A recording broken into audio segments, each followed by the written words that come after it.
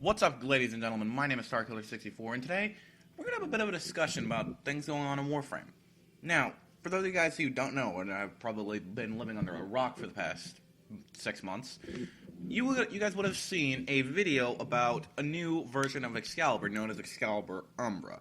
Now, basically, this was added to a Chinese distribution of Warframe, so then they had something they could have to push the game for their Founders Pack.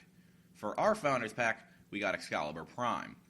And for theirs, since they could not technically re-release the Founders Pack nor Excalibur Prime without either a huge uproar or a defiliation of statements, they had to recreate Excalibur Prime, so to speak. Sorry, excuse me. So, one of the things that I want to point out is, yes, we are getting Excalibur Umbra. When? I'm not entirely sure. But it does bring up the question, how are we getting it? Are we going to have to go through the Founders Pack thing that the original Founders got to go through, based off of ranking in whatever pack they got? Are we going to go into the void and farm out these parts? Are we going to do stuff that just seems so out of the ballpark that most people would not have Excalibur Umbra? So, I've been talking back and forth with a few of my friends about this, and some of the better theories of how we're going to get them are as follows. Number one, we collect them in the Orc Derelict. This is one of my more favorite options because right now, the Derelict has basically nothing to offer you. Now, it has a couple of random parts and the Necros Warframe, but that's really it. There's not really anything else you can go in there and do. Plus, on top of that, never in my entire time of Warframe have I heard, hey, does anybody want to go run a T3 survival? Oh, no, wait, let's go run an Orc and Derelict survival. I have not once heard that. Anybody else? No? Yes? Maybe? Leave a comment. So, it would be a lot more ideal if we were to put any of the Excalibur Umbra parts out into the Derelict. Because, like I said, the Derelict is rarely used. The second way was by standard parts in the Void. The problem I have with that is that no matter what, if you let the parts drop in the Void, there's a high probability that they're going to end up on Tier 3 keys. Now, contrary to the Orc and Derelict, there's not really a guaranteed way to get T3 keys. I mean, you can go out and farm them all you want, but not only that, you're basically having, I think it's like 4 levels of RNG stacked against you. The key type, the key tier, if it's a sabotage, how many caches you got, or whatever type of mission it is. And, well, yeah, it's just 4 types of RNG stacking against you when you're trying to collect one piece of gear. We saw that very well with Frost Prime getting unvaulted. The most valuable part is the chassis, and there's only a small fraction of people that I know that have personally gotten the chassis, myself included, because I went out and bought the darn thing. So I'm leaning less towards that, but the next option is my favorite, is post max level upgrading your Warframe and then it becoming an Umbra Warframe. Per se, you got Ash Prime, and you went ahead and said, you know what, I want an Ash Umbra. Now, what you would do, right, instead of going out and farming the parts, you would have to upgrade your Ash Prime to, per se, level 30, and you have had to have gained, I don't know, 2 million experience with it.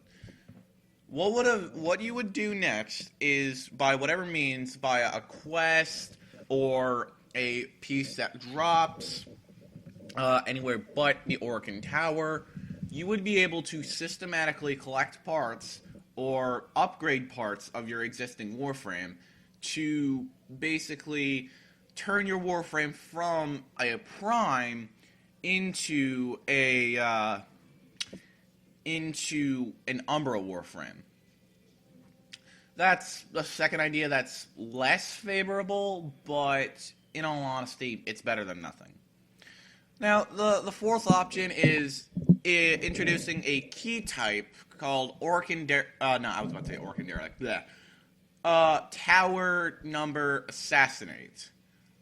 This option I could honestly give or take, because, you know, we've already got enough bosses as it is, and last thing I want is another boss to just out of nowhere drop, and I have to spend platinum just so I can get the parts I need to fight it. I mean, it's no. It's just not. No. Moving on. So if you guys were to agree with any of those options, or have your own way of picking up the Umbra Warframe, leave a comment below and tell me what you would do. Now, another thing that I want to bring up that is going to kind of bother me about the Umbra Warframes. Statistically speaking, how are these going to be powerful in relevance to Prime Warframes? Because right now, everybody would prefer a Prime Warframe versus a regular Warframe just because of the polarity slots. There's not really going to be that much of a... There is a bit of a power difference, but it's... Well, for some Warframes it's major, for some it's minor. Plus there's a lot of beautiful aesthetic differences, like between Trinity Prime and regular Trinity, or Ash and Ash Prime. So, here's my question, right?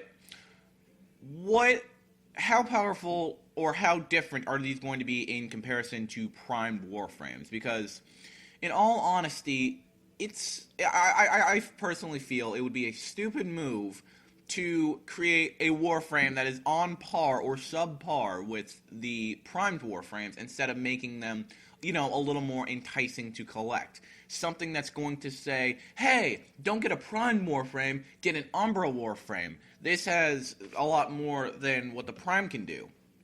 That's why I prefer the upgrading your Prime Warframe to an Umbra Warframe. I prefer that option because that would make the most sense, but... yeah. Another thing is, this is something that I've been hearing from the community of people who play Warframe. Umbra Warframes, lore-wise, are supposed to be the, Warframes that survived the Orcan War. Now, for those of you guys who don't know, your Warframe and a lot of other parts were isolated, so to speak, from the war. You were put into either a cryopod, or the Warframe parts were lost among the Orcan Void. But the Umbra Warframes, they not only fought the war, but they survived it and kept going. So, that brings up a question. So these things are supposed to be more powerful than Prime Warframes. In all honesty, I would agree with that statement. And in all honesty, this is just really hard to comprehend and honestly talk about, just because there's a sheer lack of detail between the Prime Warframes and Umbra Warframes. And before any of you guys say, oh, this guy's going to just be a conspiracy theorist trying to get more views, I know for a fact there are going to be people like that. Look, there are a few subreddit articles that explain the translated versions of the Chinese forum posts done by DE, I think it was either Rebecca or Megan, either of the two. But they explained that there's a 30-day trial between the Chinese Warframe build and the global Warframe build. Don't believe me? 2 other Warframes which were part of the Chinese build exclusives were Wukong and Nezha. Guess what? They're part of the global build now. As a matter of fact, I've got a Wukong, and I'm going to go get Nezha if I honestly feel like it. Anyways, that about wraps it up here. Anyways, thank you guys for watching. Really hope you enjoyed the video. Hope you guys liked a little bit of information regarding Excalibur Umbra and the fact that we're basically getting a revamped Excalibur Prime. If you guys want, I will link a video which shows in-game play of the Excalibur Umbra and the Nikana Prime, and I believe it is the Kunai Prime. Anyways, thank you guys for watching. Hope you guys liked the video. See you guys later. Have a nice day.